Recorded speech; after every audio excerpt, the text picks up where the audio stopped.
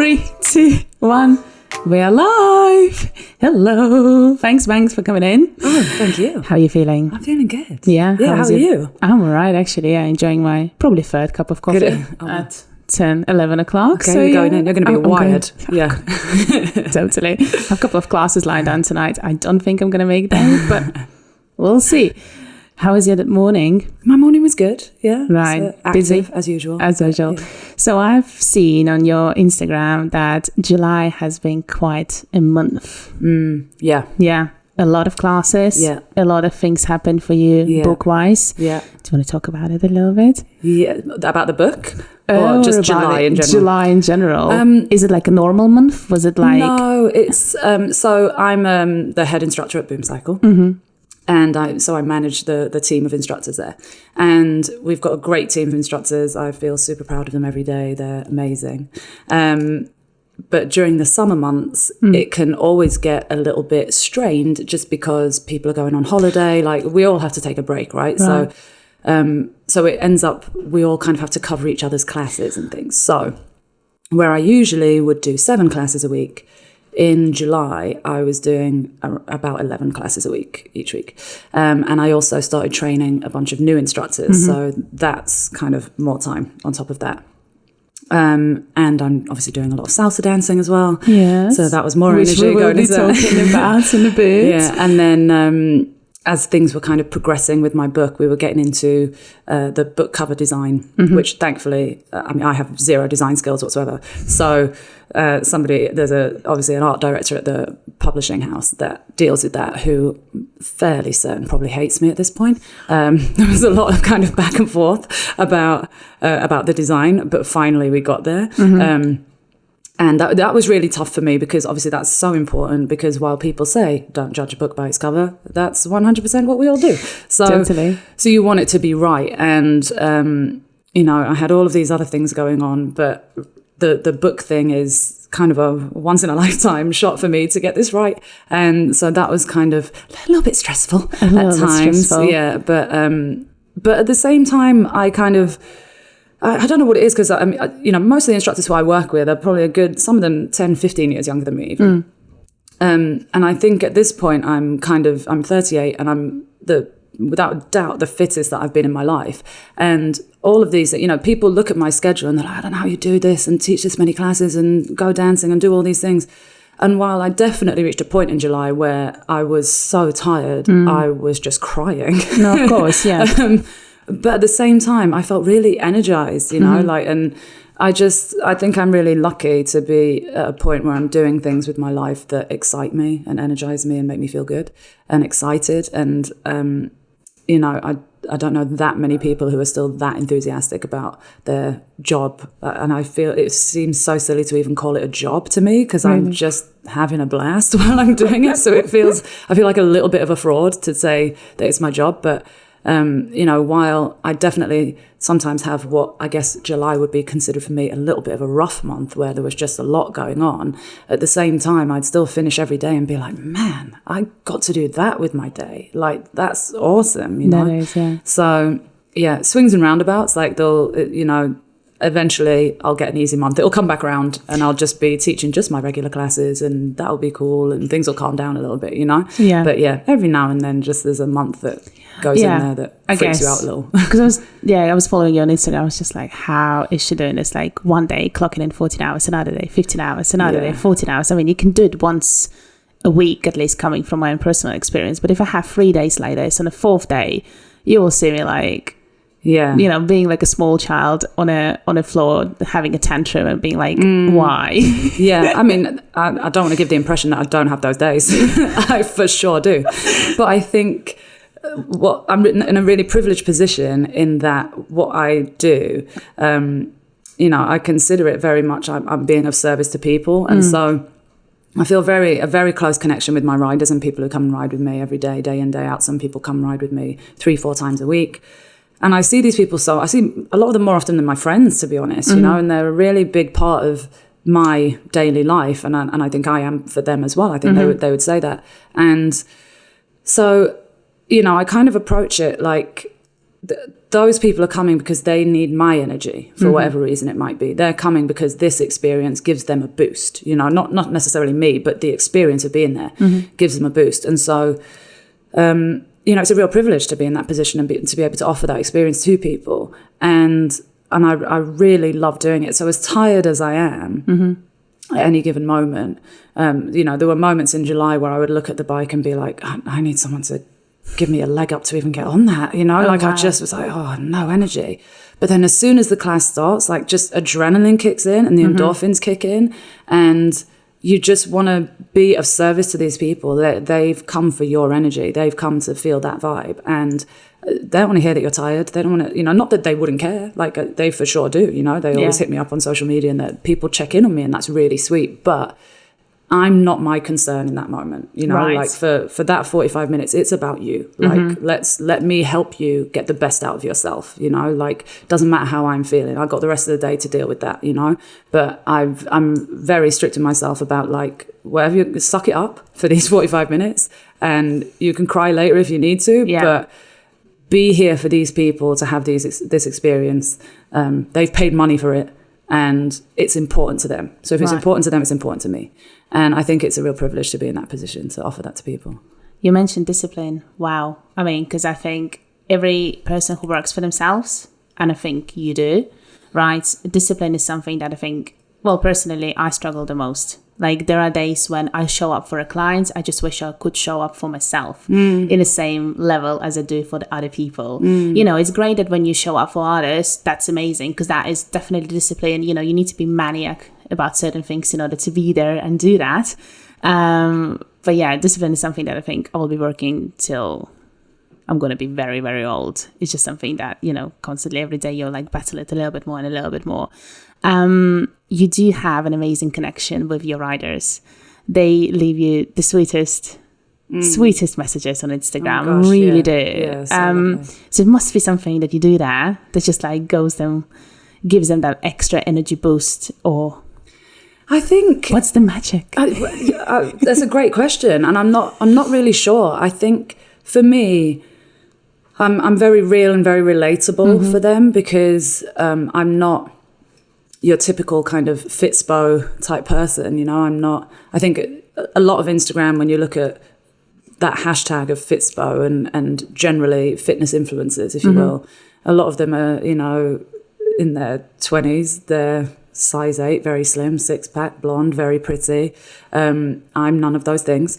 And it's just relatable. I'm a size 12. I've got a bit of chunk on me. I've got wobbly love handles and that, but I can still slay you on a bike, you know, like it doesn't hold me back in life. Like, and I think there's a lot of, especially for women, it's really important for them to see someone who's willing to put themselves out there like that. Totally.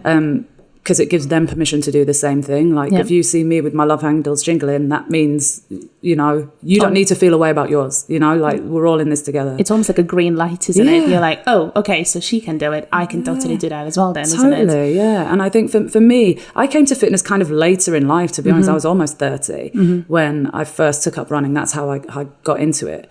And it was a really profound experience for me. I'd been through a really dark period in my life prior to that, where I'd basically been a couch potato for about 7 years and been doing nothing, and came to fitness, and it had this kind of, it completely turned my life upside down. And I experienced this way of feeling about myself that I didn't know was possible. It was just really, really profound for me, in a way that I think people who are naturally athletic don't necessarily get it. They don't understand that.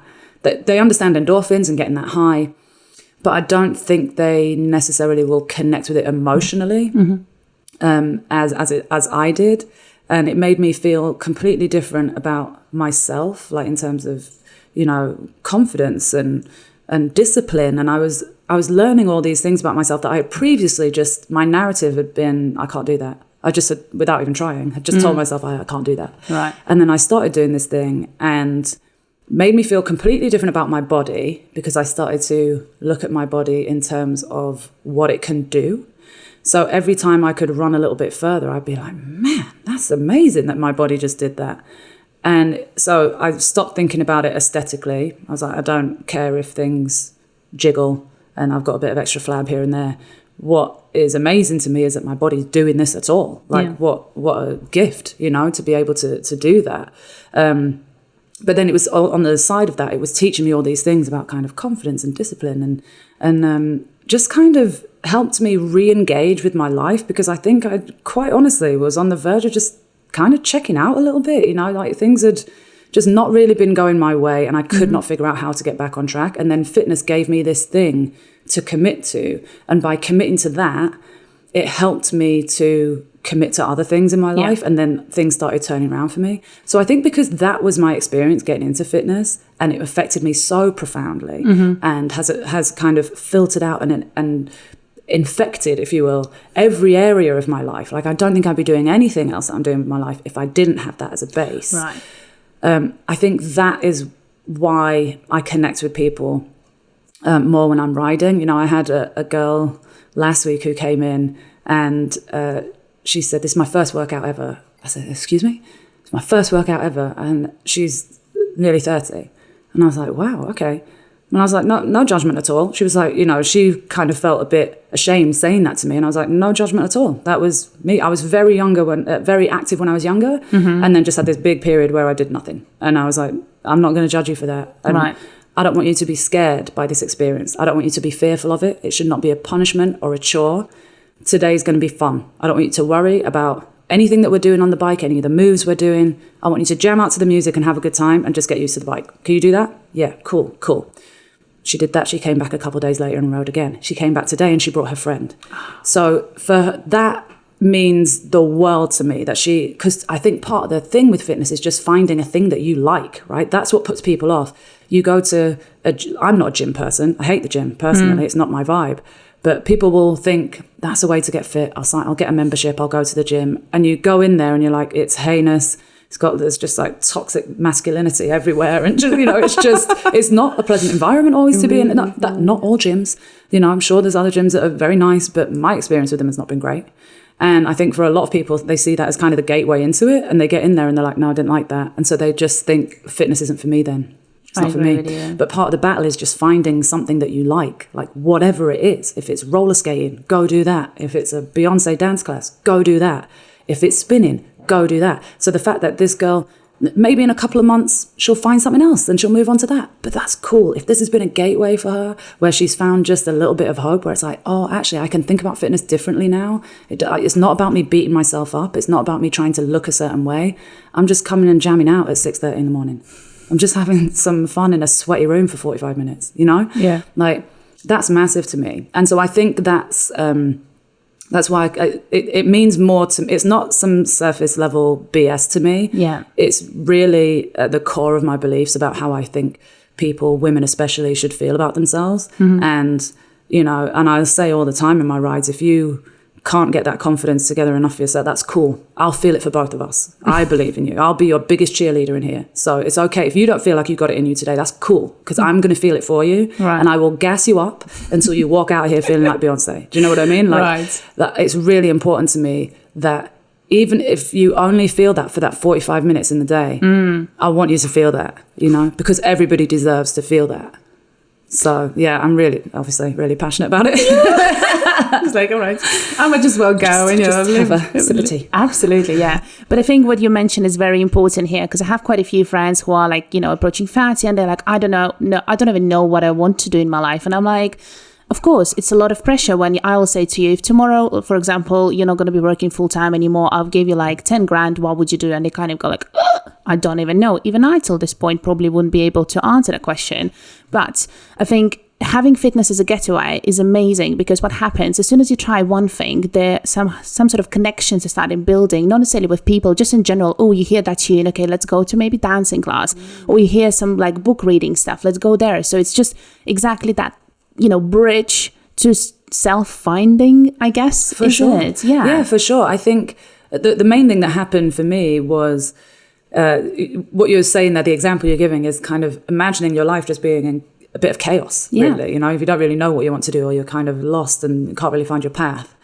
Or even if you're just drifting, which I think is sometimes like the most comfortable place to be in life, and sometimes you drive yourself a bit crazy with that. You do. If you're just drifting and, you know, you kind of haven't really set yourself any goals and you're not really working towards anything and you're just coasting. I think what fitness did for me was it gave me a structure, which I'd really been lacking. I came to it at a point where I really had no direction, did not know what I was doing. And it seemed like anything I was kind of trying my hand at, I was failing at. And I was also a little bit scared to kind of try and, you know, I had some ideas of what I wanted to do, no idea how to make those things happen.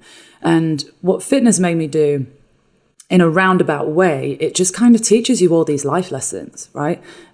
So it'll teach you about endurance, you know, like you'll reach a point in a workout where you think, oh, there's no way I can go any further. I'm absolutely done. And then something takes over you and you manage to bash out another set or you manage to run another mile when 10 minutes ago you were telling yourself there was no way. So what is that? And I think I really started to kind of look inward and be like, man, okay, if I can do that, like on a run, or I can do that, you know, I was very into boxing as well at the time. I can do that in the boxing gym. You know, maybe I've been telling myself these stories that I can't do something when actually I've just kind of stopped without really trying, which is what I was doing in the early days of my fitness thing. You know, you kind of would be like, I can't run any further, better stop now. That's it. Yeah. But then it's like, actually, maybe if I just try and make it to that next bus stop, or if I try and make it to that next tree, and somehow you bash it out. And so then when I kind of looked at that in the context of my daily life, oh, okay, well, I've been applying for all these jobs and nothing's come back yet. I could actually, though, do a little bit more research and send like 3 more emails today to people who I haven't hit up yet about things. You know, like on a very practical level, it was teaching me those kind of lessons, and I was just kind of converting it all. If I can do that there and do that with my body, how can I change my mindset and apply that to my everyday life? And so I think it just gives you like such a good foundation, like whatever your practice is, you know, like, and I think it's about changing your approach to fitness as well, in that it, you know, there's not one way to do it. It's not, you know, a 3-hour gym session or bust, you know, like there's so many different ways to keep active. If your active is walking the dog for an hour twice a day, cool. You're still moving. It still counts, you know, it's still a thing. So I think it's about finding your thing that works for you, and then just really trying to kind of dig into it and figure out what are the lessons that this is actually trying to teach me. Just tune into yourself. And I think it's the most valid and important form of self-care. Absolutely. You know, I could not agree more, because that was photography for me. Exactly that. Till 25, I was just kind of, you know, finished college, did this, did that, kind of applying for a better jobs, didn't really come anything my way. And then, you know, my boyfriend here was like, leave it. We can, you know, we're going to do something completely different. That's how I went into blogging, even though I'm so not a writer at all. And luckily, through the blogging experience, I realized, okay, I actually like photography. And then I started digging deeper, and exactly that discipline started kind of, you know, kind of formation of that kind of foundation started happening. Exactly as you said, on the sets right now, I'll have a model in front of me. More often than not, the model needs to like warm up to me. And then we're kind of like, you know, almost like at the end of the session, you are exhausted already. You tried every single trick out of your hat to kind of get them engaged and get that shot in. And then like literally last 5 minutes of the session, you can see the spark in their eyes finally came out. You're already done. You're exhausted. I'm standing there like sweating like a pig, pardon my French, standing like, oh my goodness me. And that's when you go, okay, Polina, that's the next 20 minutes. You have to work your ass out. You've got nothing anymore left, but you have to, because now that person on the other side is ready, and it's your time to show up and be ready for that as well, and be ready for that challenge. And I think through putting yourself out there more, you get those, even like, how should I say it, like give yourself that kind of confidence boost that you can do even more. Exactly as you said, practicality wise, I haven't actually hit up those 3 people, let's do that today. Or you know what, I was scared of that telephone call, but now I'm actually, just do it. What's the worst can happen? Exactly. Nothing. If you already managed to do that on a set with a person who didn't know, get really intimate and get into the whole thing in an hour. And now you're like, you know what, that phone call is just a phone call. You know, you're not really thinking how and what. You just kind of, let's do it. I think the photography in general is for me more like just get it done or just do it attitude now, which I feel with you as well. Like just dancing now, you see. That's what it kind of led you to. But I mean, not necessarily fitness led you to the book, right? And then the book led you to the salsa. Yeah, in a way. In a roundabout way, it did. Yeah, actually, I never thought about that, but it did. Yeah, because that's how it happens. It reminds me a little bit of Charlotte. Everything happens for a reason in Sex and the City, and you kind of go like, right, maybe she had the point. Yeah, some solid points there. Yeah. But talking about salsa, you've been dancing when you were small, right? Yeah. Right. Yeah. Was it like a big dance, like something big? It was huge. Big? It was huge in my life when I was younger. So, and that's actually for a long time what I thought I was going to do. I actually wanted to be a choreographer, and so I danced. I ended up I grew up in Leeds, and initially went to a Catholic high school. And then there was a school that had a specialist performing arts program. So I transferred to that school, and there were like 30 kids in each year that got selected for this performing arts program. So I got onto that. And so the irony, and we didn't have to do PE. So physical education, we didn't have to do that because we were dancing. So we did dance, music, drama. And I loved it. The school itself was in kind of like not the best area. And so the school itself was not good, but the program, the performing arts program, was like really well renowned at the time. And so I danced a lot. And outside of school, I was involved in all sorts of youth dance programs. And it was a huge passion of mine. That is what I thought I was going to do. And when I was 16, one of my dance teachers outside of school said you should audition for Northern School of Contemporary Dance, which is where I'd been doing. I used to take classes there all the time, and they said, you'd probably get in quite easily. But at 16, that felt like a huge decision to make. And you kind of have to make it then, right? Because there's a window for dance in terms of how long you can do it and when you need to start really hunkering down and training properly. And I kind of just thought I feel like I'm a little too young to be making this decision right now. So I ended up going on and doing my A-levels, didn't do dance full time, and then went to university. And then obviously by the time you finish university, it's too late then. You can't at 22 to decide. I suppose you could, let's not say you can't, but at that point, so I'd still been taking dance classes here and there throughout university, but I was kind of, my focus then was more on my degree and writing and all that kind of thing. And then every now and then through the years, taking the occasional dance class. It's always still been a passion of mine. I love to go and watch dance performances. Anybody who I know around me who is a dancer, I'm all up in their business, I'm so enthusiastic about them. I'm living vicariously through them all the time. Just like, I wish that was me. And and I kind of thought that time was over for me. So now to kind of have come to this point in my life where I've kind of found salsa and it's all starting up for me again, I think that's why, it's anybody who follows me on social media, especially the majority of my conversations are about salsa, because it just, look at my face now. I'm like so ridiculously happy about it, and I just enjoy it so much. And I think it's partly that it's just kind of brought this thing into my life again that I think not that I'd forgotten how much it meant to me, but time does that, doesn't it? Time Absolutely. And years pass on, and you just kind of think, it's not for me anymore. And then all of a sudden, you sign up to a salsa dance class, and you're like, it is for me. It is like a 5-year-old. I can still do this. I know. But it's like, I think it's like a 5-year-old kid's joy, the purest joy that you can possibly have. Is that what you have there, isn't it? Yeah, completely. Yeah.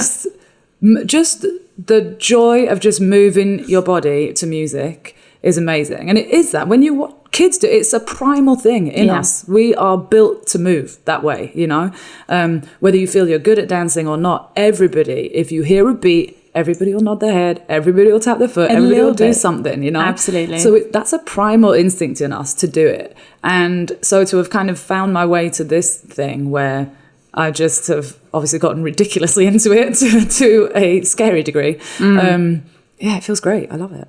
I salute you on that, because I used to be a dancer as well. I actually danced for 12 years. And in my head, because my mom used to be a dancer, but she never pursued a career of choreographer.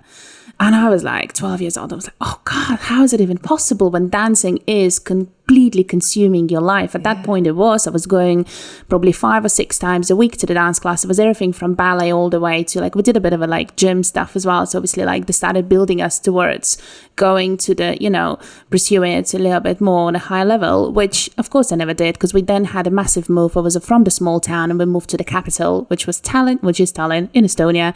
And the dancing scene over there was a little bit different, much more expensive as well.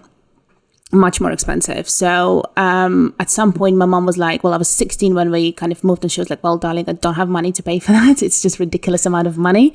And I had to go and take a part-time job at the hotel. Like, you're 16, you're just kind of serving your coffees in the morning, like a breakfast kind of thing. So again, you wake up at 4 o'clock, by 10 o'clock, you're kind of done. So I had a little bit of money spare, and I paid for my hip hop, jazz and house classes. Yeah. I was like really excited about it. But at that point, it was really, like you have energy at 16, you sleep for 2-3 hours, but you kind of keep on going. But again, at that particular point, it was never 6 to 7 classes a week anymore. It was just 2 or 3 maximum if you can make it happen. Yeah. So of course we performed every now and again, and teachers were like, yeah, you should kind of like maybe look at that a little bit more. But at that point I was just like, it's something that makes me happy, but I don't think I'm going to go and pursue it fully. I never kind of had that in me. Plus I think at that point as well, as a teenager, there is a lot of comparison. You think about the music and how your body feels to the music. Then you're like, have I followed all the steps? Yeah. Can I get it into the beat? Yeah. Do I have the most fanciest, dress on to kind of be on top of it? Am I cool enough to be like in that kind of gang? It's just, yeah. So I think that's exactly what happened. At 19, I stopped. I moved to UK. I did my house classes every now and again, kind of managed, that was in Birmingham. So I managed to meet some amazing guys who are still pursuing the house on a very, very international level right now. And I'm like, oh my God, I'm so proud of you guys that A, I know you, and B, you're still doing it. But I was feeling like I could go on a first class, I could go on a second class, I could go on a third class. But then as soon as some sort of, I don't know, as soon as I like reach my level, or there will be like a little bit more difficult combination to learn, I would give up. Yeah. So now looking at you going to salsa, because I did try salsa as well, and I think with salsa and me, love the rhythm, love the music. I think it's just impossible to be standing and not doing anything when that music goes on. Yeah. But I was really struggling with a partner, because all my life I've been always dancing. It's an individual for yourself. Yeah. You never been you never teach. Or you never kind of come across how to be with a partner. So when the leading started, I was just like, I don't even know what I'm doing. Oh, it's so hard. It is so hard. And I was like, it is really difficult. A, difficult to trust the person to know what he's doing and let him lead you. Yeah. And B, you're so in your head. At some point, I remember we went to the salsa nights out, and there was completely a stranger came to me. He was like, hey, let's dance. And we were dancing. And at some point, he literally had to stop me and be like, get out of your head. And I was like, you can see that? And he's like, yes. And I was like, well, but I'm dancing. He's like, you're dancing in your head. You're not dancing with me. Let me just guide you. Yeah. And we're going to take it from there. Yeah. And I was like, whoa. It's the hardest thing though. It is, isn't it? It's so hard. It's so hard because like on a deep level, we weren't raised like that. Like partner dancing in my parents' era, women were generally, societally, more submissive, Yeah. You can't raise a generation of feminists and then be like, follow the man. It kind of goes against everything in you. It really does. It's really, really tough. And the main feedback that I get from people when I dance with them is the men will say to me, you have to let me lead. And I'm like, God damn it. It's like the story of my life. Like it's really hard for me to do that. But that's kind of where I'm finding the beauty in it too. When I do allow myself to kind of relax and go with it, which is an uphill battle for me for sure. I have the most beautiful dances. I have the most fun, and it feels so natural and free and easy. But it's such a battle for me to get there because in my daily life, I'm always the leader, right? You rely on yourself. When I'm teaching classes, I'm the leader. In the rest of my job, I have to manage a team of instructors, so I have to lead there. I'm always leading. So to then be in this situation where I'm like, I'm supposed to relinquish control to this person and not anticipate what they're doing, which is what I spend all my days doing. I have to anticipate where the problem's going to come up and how to solve it immediately. And so to be in a position where you're like, I don't have to do that. That's actually this guy's responsibility. You've got to completely retrain your brain. Totally. So it's really, really tough. And it's obviously a constant work in progress for me. And I'm almost a year into it. In a few months, it'll be a year. And, I'd say I haven't even scratched the surface yet of how to really do that successfully. Yeah, almost like let it go and let another person to do all of this. But then that's the beauty, as you said. Once that happens, once you kind of let it go, that's the most magical kind of things happen. Because in your head, you will be structuring what's the next steps are going to be. In his hands, you're just going to be flowing. And that's when Exactly. That's when you expand your comfort zone again, isn't it? And that's when the magic happens. Yeah. But now with the classes, do you do both? Because I saw you dancing with the teacher in front of the mirror. That's when you don't do a partner work, do you? Or... Yeah, so I do, that's lady styling. So that's kind of the, when women just kind of dance as a team, or the move that you would do, like in every salsa song, there's a bit of a breakdown where you kind of separate from your partner and do your own moves. So the lady styling classes teach you what to do in those kind of moments within a song. And I'm also on a performance team where we're going to do a lady styling performance in a couple of months. So I do a lot of that, and that I feel like I can really excel at because I just get, it's just me dancing by myself. I'm great at that. So that I've got that nailed. But I do also take partner classes, and I try and go out and dance salsa and bachata at least twice a week, sometimes more if I can do it. Yeah, because that's the only way to get better. I think like when I first started taking classes in October last year, and for the longest time, I didn't go out to any salsa clubs. It wasn't till about, I want to say maybe like end of February, early March, that I actually went to a salsa club, because you kind of feel leading up to that time, you're like, I don't know enough moves yet to like do anything if I was to go to a salsa club. So, and then once I started going out, I was like, oh, this is actually the only way to improve. You just have to accept you're going to look like an idiot for a while. You know what I mean? You just have to accept, I don't know what I'm doing. I'm going to fluff this up in a million ways, a million different times, and you just have to be okay with it. So even now, I will do that. So whenever I go out and dance, if I've been watching like some guys before and I can see there's guys who are kind of like on my level, okay, cool, I'll dance with that guy and I'll kind of be okay.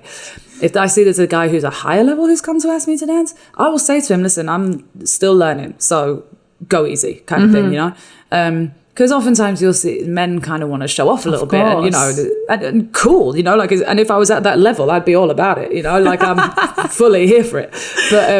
But if you don't have the skill yet, if I haven't learnt those moves, like I'm going to be all over the place, and I think the important thing to remember is nobody came out of the womb salsa dancing, except maybe Colombian people, because they're amazing.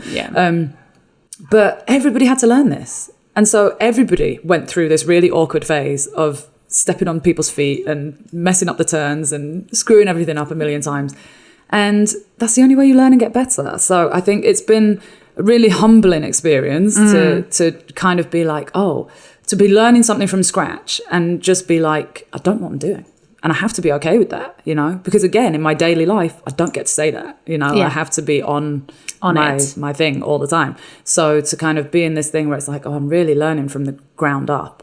And I think because when I'm dancing alone, I look all right. Like I can move, you know what I mean? And I can get the steps. When I'm dancing alone, I think it gives the impression that I'm much better than I actually am. You know what I mean? Yeah. And so then when people dance with me in a partner setting, I've had a couple of guys look at me like, what? Like, oh, this is not what I thought it was going to be. And I'm like, I'm sorry, I know, but then I've had other experiences where those moments where I was talking about where you do just kind of like try and get out of your head and just be like, I have to just trust this person. They're good. They know what they're doing. And when you do just follow, I mean, I danced with a guy a couple of months ago, and it was a really busy salsa club. Dance floor was really busy, and I was kind of like hugging the edge of the dance floor and just watching people and having a good time.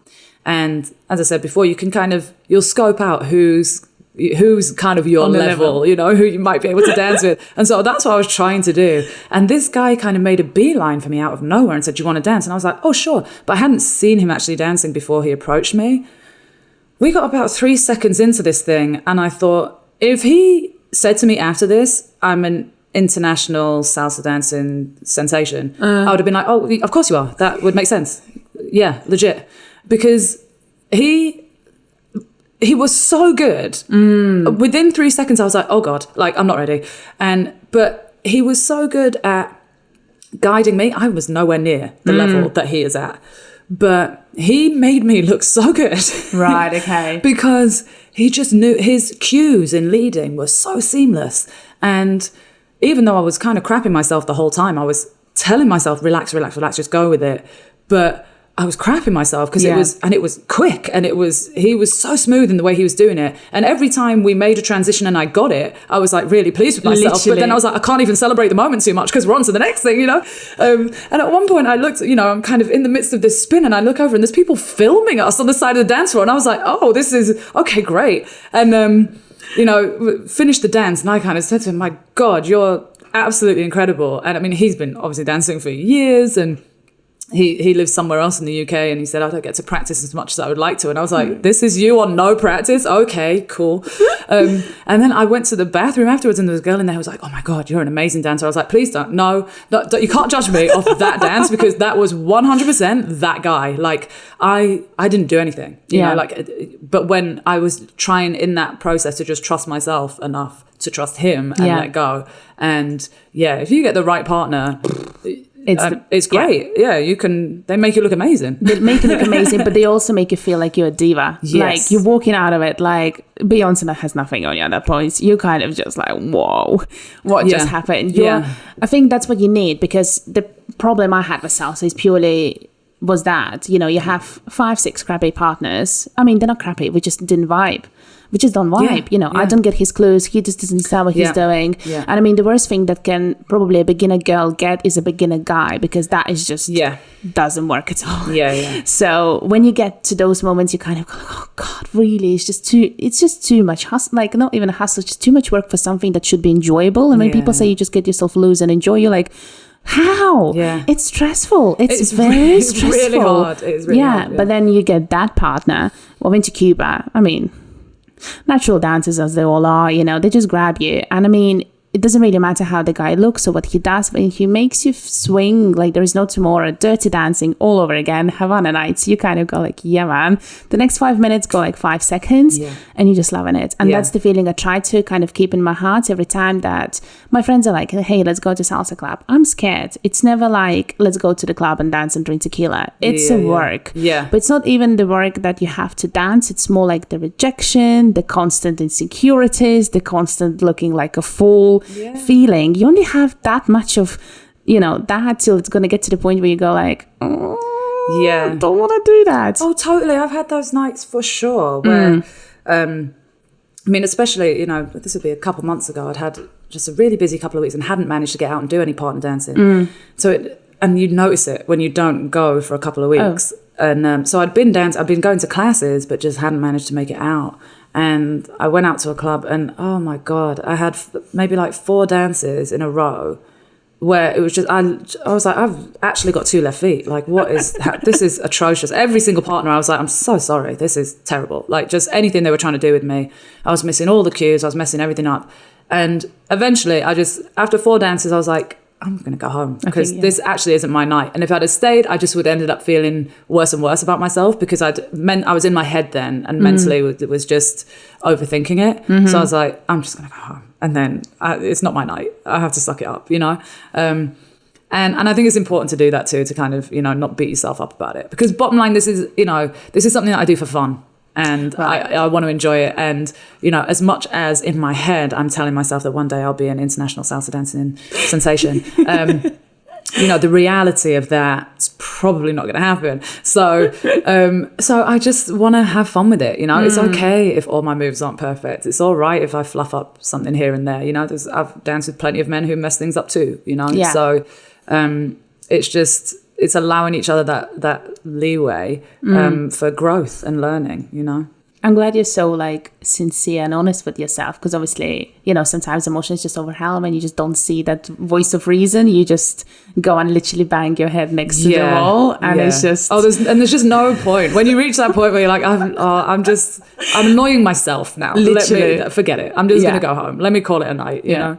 Yeah. Oh wow. But I think even in there's a lot to learn even in those moments, you know, like there's a lot to be learned through a bad dance, you know, and a lot to be learned even just from watching other people, you know. So sometimes if I'm, you know, not having the best night dance wise, I love to just sit there and watch other people. That I get the same amount of joy from watching the happiness that dance brings other people as I do from doing it myself. You know, when I went out to a bachata night a few weeks ago, and there was a gay guy there who was maybe like 5'2", and he was following, right? And so, and all the guys, and this is another thing I love about salsa, is that no matter the age, gender, sexuality, whatever, people just dance together. Men and men, women and women, old people, young people.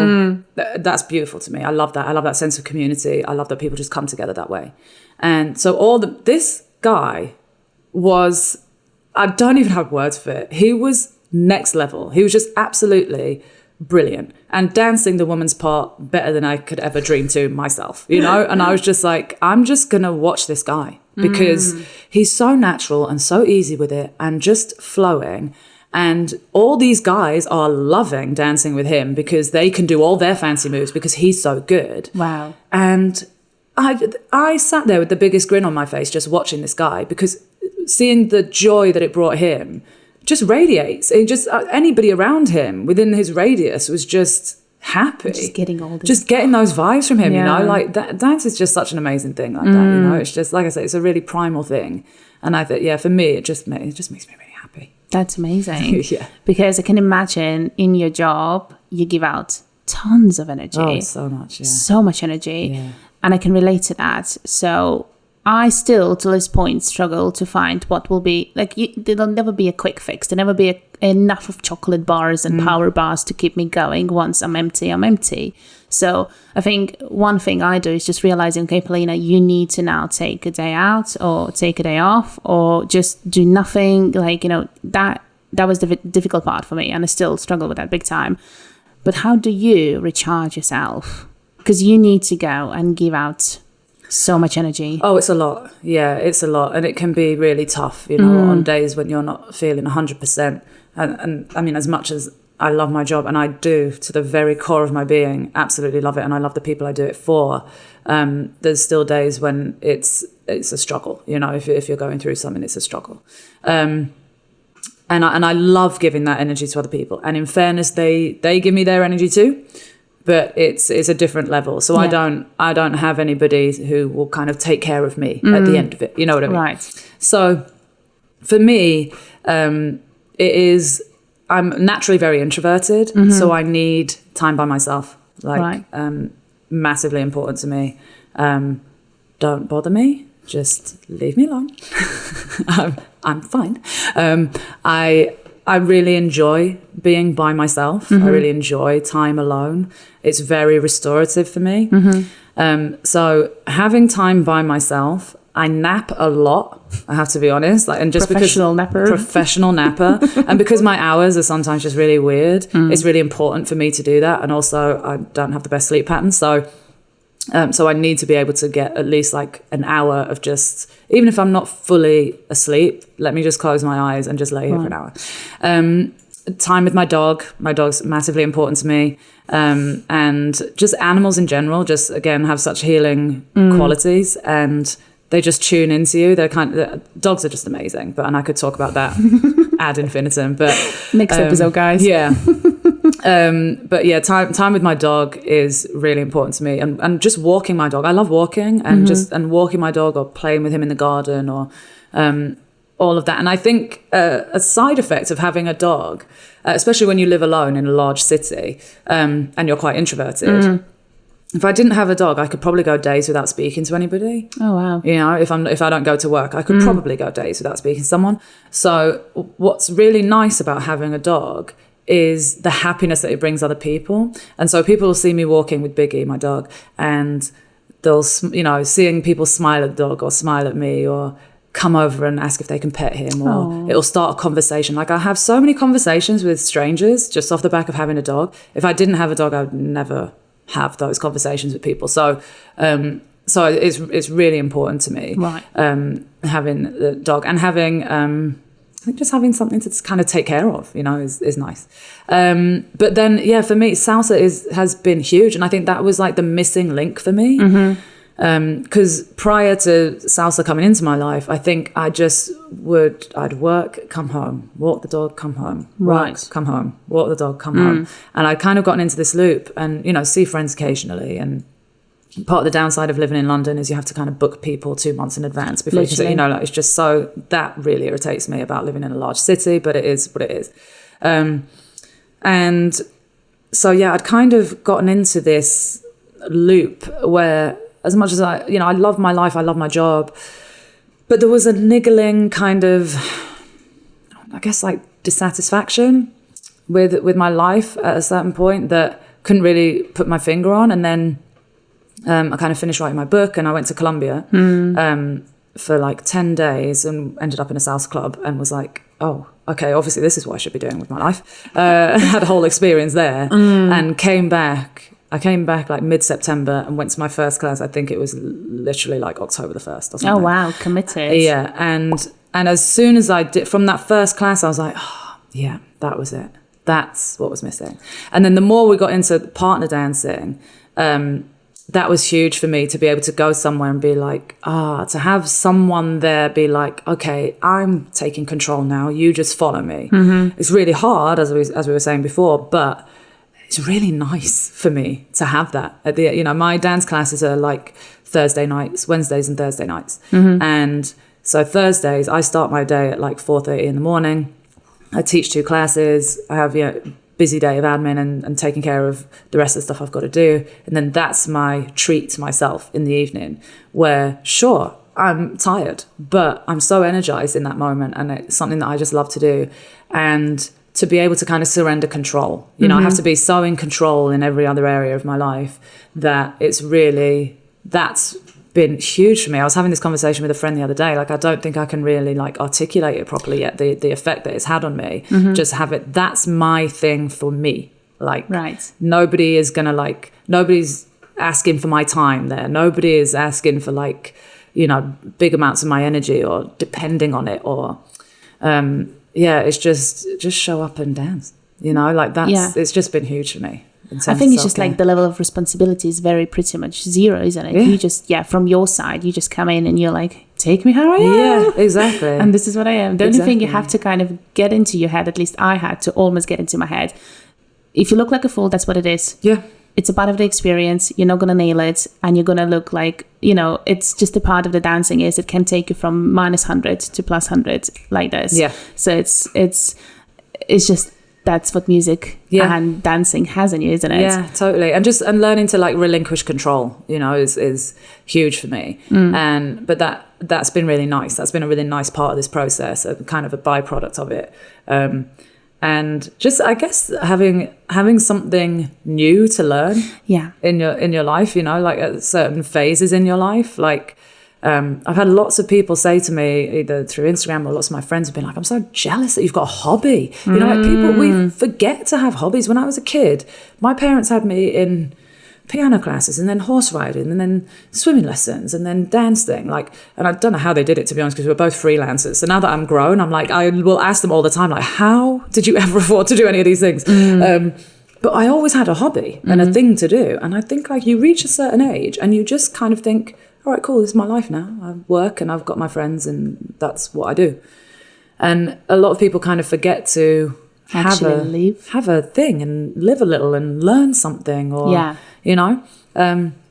so it's really nice to just have a hobby, of like something that you can do that's got nothing to do with work. There's no pressure. There's, it's just you doing it for fun, for your own enjoyment. Yeah, it gives you the pure joy and all that. Yeah. That's amazing because like I've read one of your blog posts a couple of weeks ago. It was all about having a hobby. And I kind of sat there and I was like, okay, what is my hobby then? Like, the photography used to be that kind of, thing that I did on the side, but now it's almost a full-time work, so it's not necessarily a hobby anymore. So what do I like doing then? And I still think it's something in the process. I don't think I have it, but I feel like, as you said, you feel like you have a void and it needs to be filled and you can't point your finger on it. Yeah. It's just a matter of putting it out there to the different experiences and seeing what's going to stick. Totally. Really and truly. Totally. Because that's what I say to all my friends. I don't know what to do. And I'm like, okay, fine, go and do at least something. Then for sure you don't want to do it. Yeah. And that's it. By eliminating all those different things, you're going to potentially share the light on the things that you might like, And then, of course, there will be a fear then coming in and you're going to go like, oh, my God, I don't think if I like it. And I'm like, okay, is it you not liking it or you just having a fear of letting yourself loose to that thing, you know, like those are two different things. Yeah, and adding something else into your life, you know, I think we all kind of get into a routine and we're like, I don't have space for anything else right now. Absolutely. And I think what I like about photography is that it's so diverse, and we can end up on a shoot having 6 people, you know, shooting here all day. So I'm kind of working from here, from my space in London. But then we were on a project in New York for 2 weeks. There was the most craziest, you know, funniest, but then exhausting times when you literally are 16 hours doing crazy stuff. You're filming, then you know, scouting, and then you're coming home at 9 o'clock. You've been up since 4, and you're like, I have to still go to shop and actually get some food in me. And that was the toughest. That at some point you were like, oh my God, I wish I had an assistant. You know, it would be amazing, or someone at least to come and feed you, because at that point you're like, too much, man. But then the good thing about us, it was 2 weeks. We knew it's gonna end. There's an end point. There is a light in the tunnel, and I mean, whatever doesn't kill you makes you definitely stronger. And that was exciting. But I do believe that with all this kind of chaos and mess, there needs to be time for hobby, just purely that time for yourself to reflect and see what's going on. I mean, Netflix cannot be a hobby. No. Even though I say to myself sometimes, yay! No. Even though, like, we are quite particular in what we watch. We don't necessarily watch any TV series there. We watch comedians. We have a big appreciation for comedians. I think Joe Rogan had a very big impact on my life, definitely in his life. But then hence we're having this podcast here, because I'm like, if you can do it, then, you know, everyone can do it. Yeah, totally. So that was the good thing. So yeah, I mean, anyways, hobbies, definitely. Hopefully next time we're going to catch up, I'll be able to tell you, like, this is my new hobby now. I'm excited to hear. But what about your book? Yeah. I know, big thing happening. I know what's going on. I've been following you pretty much from that time, 2018, I believe, when you just said, I'm going to self-publish myself. Self-fund, self-publish. Yeah. But do you mind talking a little bit more about that? How did you feel on the verge when your agent said, I think we need to let it go, to the point where another opportunity came through? Yeah, it was like, just what a roller coaster. It's.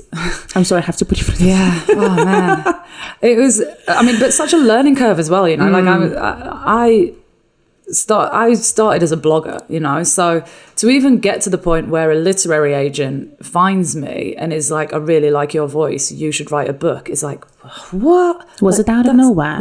Out of nowhere. I mean, I'd been writing for Elle magazine, doing the fitness column there for about almost a year, I guess, at that point. And I think probably he found me through that, maybe. And legit just approached me and said, come in and have a meeting. I think you should write a book. And I was like, great, cool. I don't know if I got one of those in me, but okay. And so started writing a proposal, and it literally took a year to kind of refine it. And it's so much work. I had no idea what is involved in a book proposal. A book proposal, for people who don't know, that's about 20,000 words in and of itself. Just kind of, you have to do chapter breakdowns and what's involved in every single thing. And it's really, really detailed. So to kind of come up with the concept and then write this proposal and then refine it and get it to the point where we were able to take it to mainstream publishers, that process was about a year. And then my agent contacted, obviously, his extensive list of publishers. Most of them wouldn't even look at me because my social media following wasn't big enough. They just weren't really interested. And then I think we got meetings with, 3 or 4 publishers. And we went to those meetings, and in every single meeting, my social media following was brought up. And, you know, well, what do you intend to do to grow your social media following? And how do you intend to promote the book? And I was just like, how do you intend to promote it? You know, like, aren't you the publisher? Like, this is weird. But how did they do that? Sorry, I stopped you there. But how did they do that before the social media then? What was the metrics of the book being successful? How did they measure that then? Exactly. That had so many questions.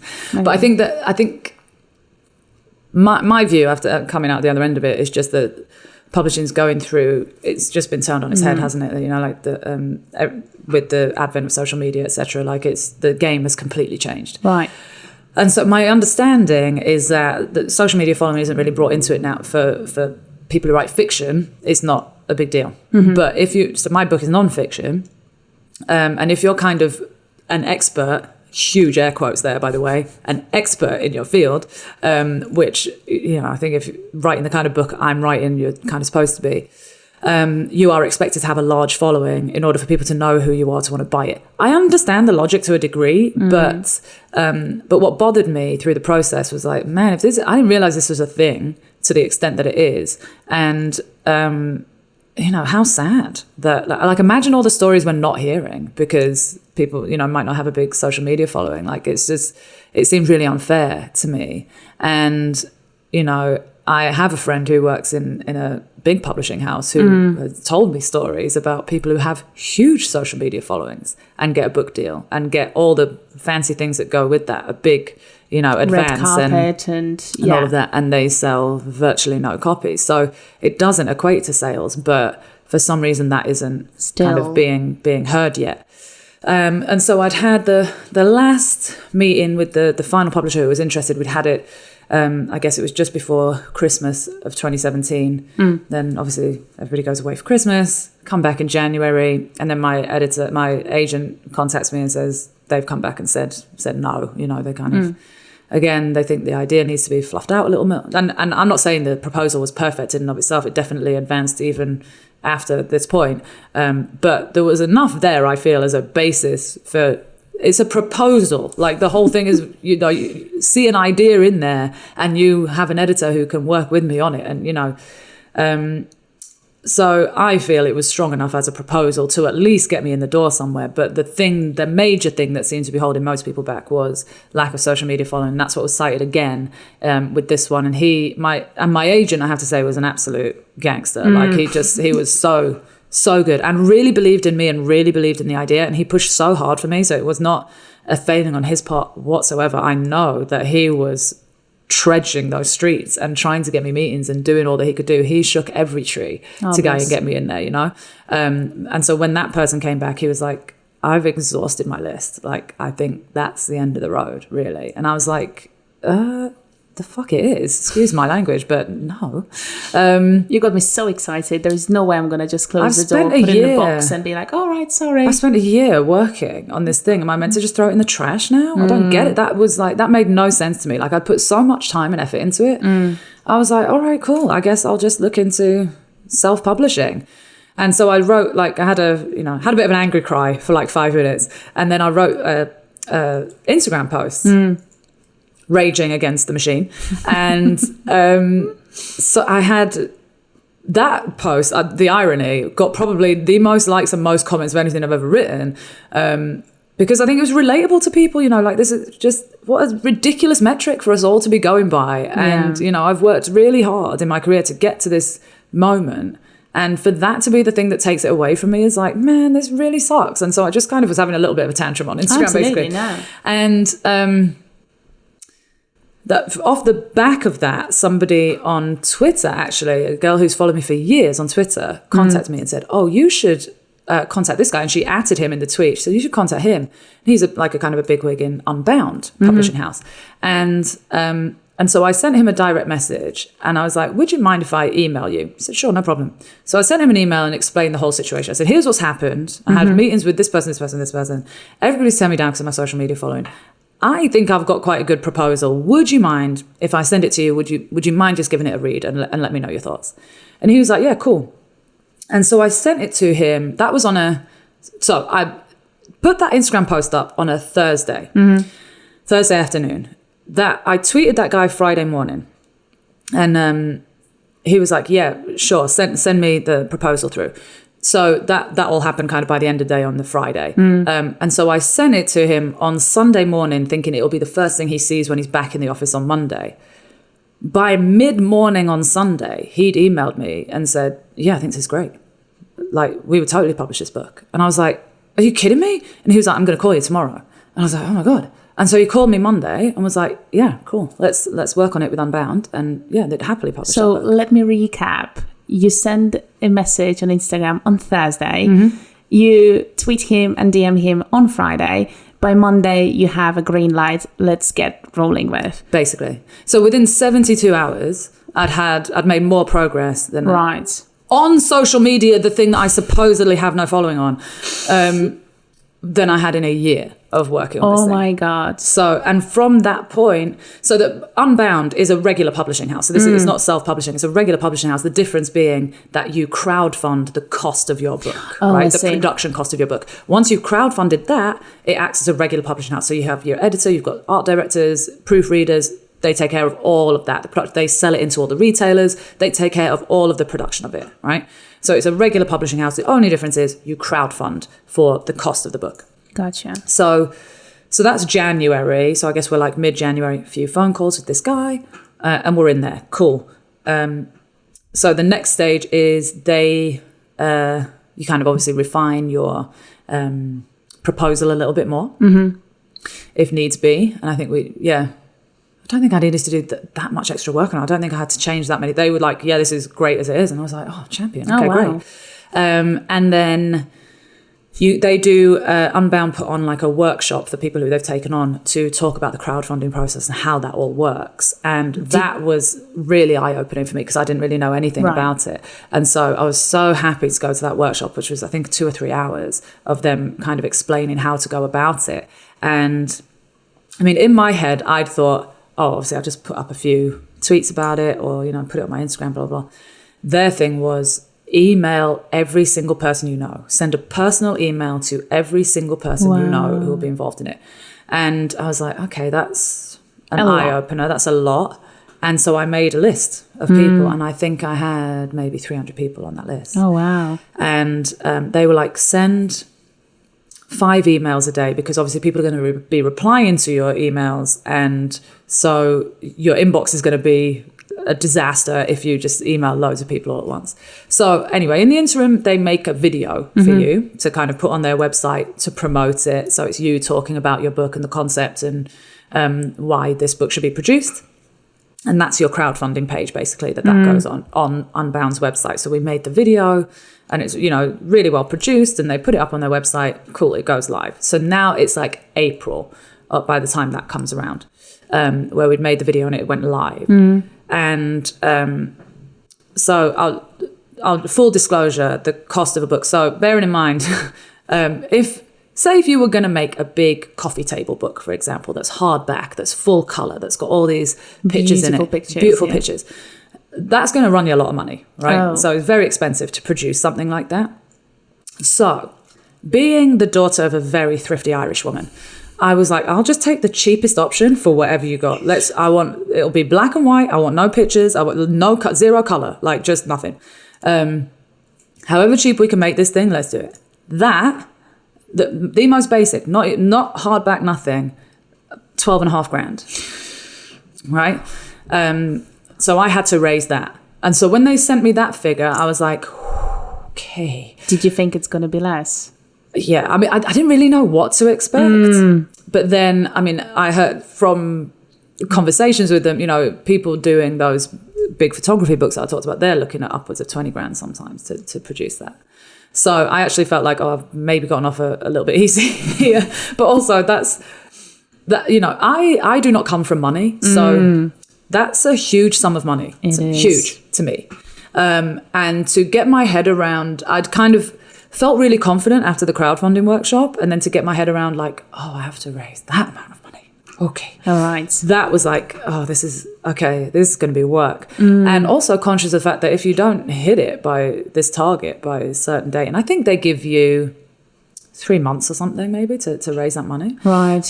Maybe longer. I can't remember. Sorry, excuse me, but with the details, I can't remember quite how long. Still, like... Yeah, it's a few months to raise the money. Yeah. And I thought, man, like, what if I don't raise it? I'm kind of making all this noise about it on social media. So anyway, I get the green light that my crowdfunding page is live. Okay, cool, let's go. So I put it up on my Instagram and I start emailing people. Did not take the advice of email 5 people a day. I was like, screw it, I'm emailing however many I can do in a day. So it'd be 30 people sometimes. Oh, wow. And it would be personalized emails. So every single person would get, there'd be a main body about like of course, the book, obviously. But the intro needs to be... The intro would be personal to everybody. Honey and smooshed and... Listen, I know I haven't spoken to you for 6 years, but here's one, and that's really hard. You've got to just... take a lot of humble pie to reach out to people, and I'm not good at asking for help at the best of times, but to then be in a position where it's like, okay, I need your money, actually. And that's really hard to add, like, especially for me, that's really hard to ask of people. So I put it up on, I want to say that was, again, maybe a Thursday or a Friday. And that was late in the day. I remember I put it up about maybe 5 o'clock. Right. And by that evening, I'd hit 25% of my crowdfunding goal. And people were messaging me out of, and sharing it on Twitter and Instagram and stuff loads. And just the support for it was just overwhelming, like really, really humbling. And so I just worked like an absolute dog over the next couple of weeks to try and basically within 3 weeks, I'd raise the money. And that's apparently quite quick for that model. And so once I hit the 100%, I was like, oh man, okay. So now you have to write the thing. So now we know we've got the money squared away. Cool. Oh okay. God. So now I need to write it. So in your head, when you think like, yeah, one day I'm going to write a book. In my head, it was like, obviously massive publishing house. I get a huge advance. I go off to the Italian mountains. I take a couple months, just like small hut. Just nobody's touching me. Just get to kind of like enjoy this experience. Serenity, yeah. Meanwhile, this is my life. So no, it doesn't go that way. I obviously I have no advance. There isn't that.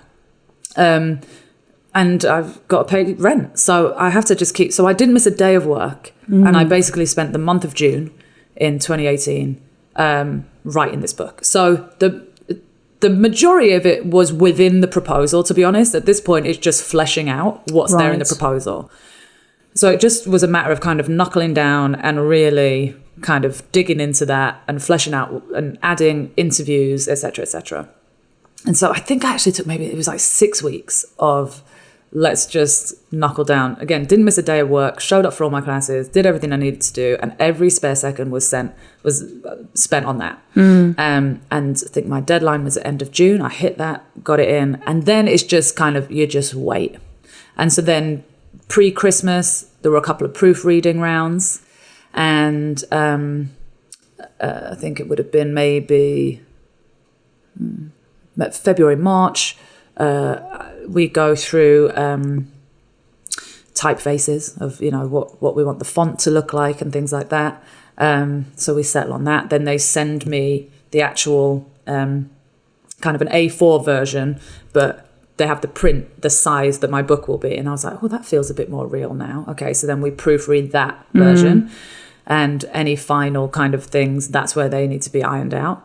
So then that was all done. And then the stage that we're at now is the cover. So that was last month in July was a lot of back and forth with this poor art director who, God love him, has the patience of a saint.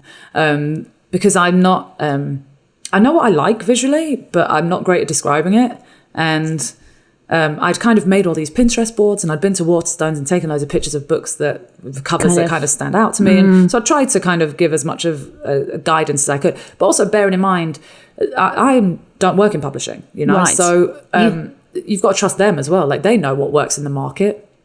So you kind of have to balance that out. Yeah. And so, thankfully, we reached a happy medium. There was definitely a point there where I was like, oh, I'm just going to end up with a cover that I don't like, I think, because I don't think we're going to get there. But then thankfully, kind of at the last minute, came through. It all kind of came together, and I love it. So, and then last week they sent me the copy that will be on the back of the book, and that's kind of like really surreal when you read that, because you just think of all the books that, that's what you do when you pick up a book, you read the back of it, and but when you have to read it about yourself, it's a little bit different, isn't it? It's really different. And I think every step of this process, I keep saying to people, like, when you hit the deadline and you send your book off, it's like you've just sent someone a Word document, and that's that. Like, you kind of not forget about it, but it doesn't seem real at all. It's just this assignment you've been working on, and then you send it to the person you're meant to send it to, and then that's it. It's like, hurry up and wait. You just kind of wait for something else to happen. And this whole way through, even with every little thing that happens, like when we decide on the font, and when you start getting cover designs in, you're like, okay, cool, and that's just like another step in the process. But you're not kind of adding it all up to the sum of its parts. You're just kind of thinking these are just all the phases you go through. And I don't think I'm going to feel like it's real until I'm like actually holding it in my hands. It's been such a process to get it there. So basically, to recap, I got approached initially by that agent at the end, like I think it was September of 2016. So that's how long the process has been to get this book to fruition, you know. And I know, and that's not a unique story, you know, that there's people who've worked way longer to get their first book to publication. But I think, you know, obviously I've been very open about the process of it, and people ask me about the book all the time. And I think it's been a massive education for me as well to kind of learn just exactly how long these things take. Like, publishing is a slow moving game, man. Yeah. Like, I didn't realize, you know, but it takes time. But obviously they wanted it to be a January release because it's a fitness book, and, you know. Yeah, I was about to say all that stuff. Yeah. So there's a method to the madness of it, you know, of what. So technically, maybe they could have, you know, released the book a few months earlier. You know, it's probably, we could have rushed it and got it ready in that time. But in order for it to kind of be as successful as hopefully we want it to be, that they've, you know, they know what they're doing, and I'm just trusting in that process. It's one of those ones. Yeah. Do you still like writing? So, yeah, I didn't. Well, after I wrote the book, I kind of haven't really written a whole lot, to be honest with you, because that I feel like I have no words left. You just put it all out there. Yeah, I'm kind of like, I don't know if I really have anything left to say right now. So I'm kind of, I wouldn't say I'm taking a break from it. I write still for my own enjoyment. I journal a lot. I, you know, still consider myself a writer. But am I writing every day? No. Am I blogging every day? No, certainly not. Like, I feel... like when I first started my blog, to get into, again, coming back to discipline, to get into the habit of that, I would write 5 blog posts a week. So one Monday to Friday. And I was absolutely religious about doing that. And then I kind of reached a point where I'm like, I'm chatting a lot of nonsense here. There's a lot of stuff that doesn't need to be said. It's kind of resulting in not quality material, because I'm just inexplicably forcing myself to stick to this thing that I made up. It's my blog. I can do what I want to do. You know what I mean? Like, nobody's forcing me to stick to this.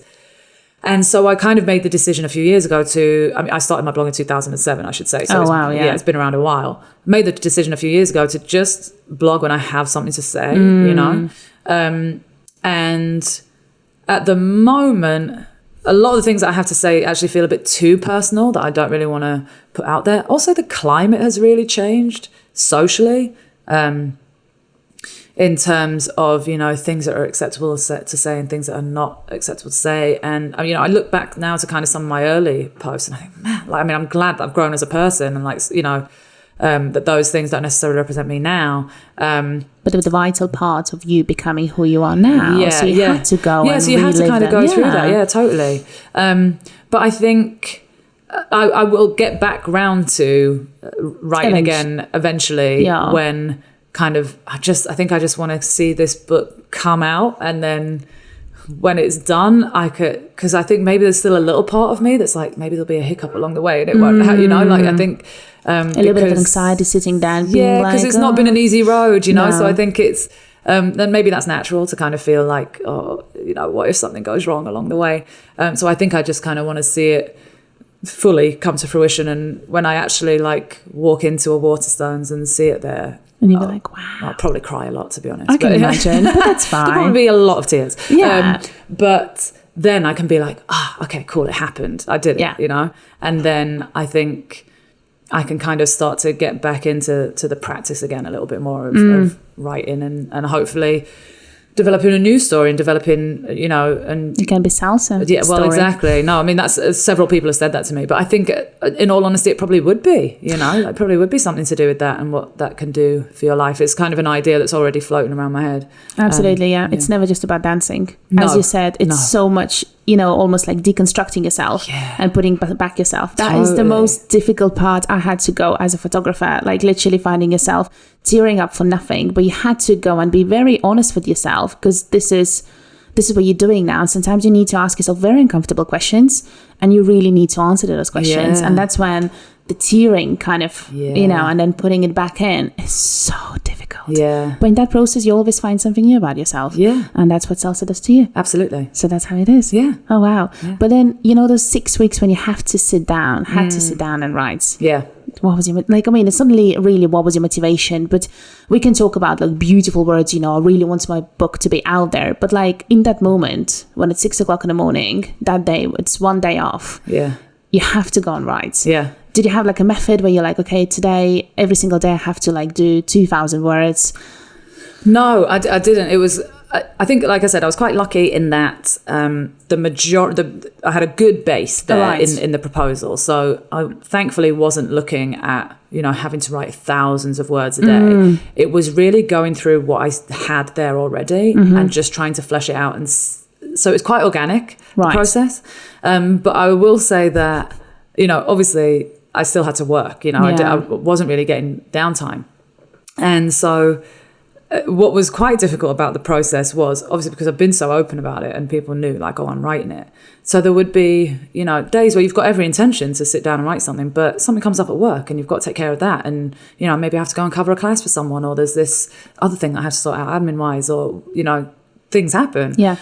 And, I'd go into work and all anybody wants to know about is the book. How's the book going? How's the book going? And, when you're like, I haven't written anything in 3 days. Like, you feel that pressure. Terrible because it's enough pressure on yourself.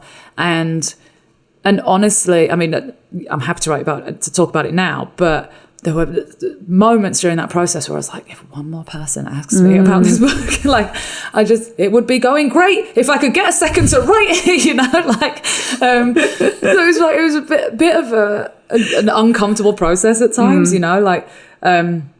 but the moments where I had the best shot at doing it, I'm from Leeds, and so there were a couple of times within that period where I went up to Leeds and just sat in a coffee shop all day and wrote there. Like there's two coffee shops that are my absolute favourite up there. So those 2 coffee shops and my parents' house, I managed to kind of sit and really focus and get so much done there. And I think that it really does. Fair enough, it's not the Italian mountains as I had dreamed. Random coffee shop in Leeds, I'll take it.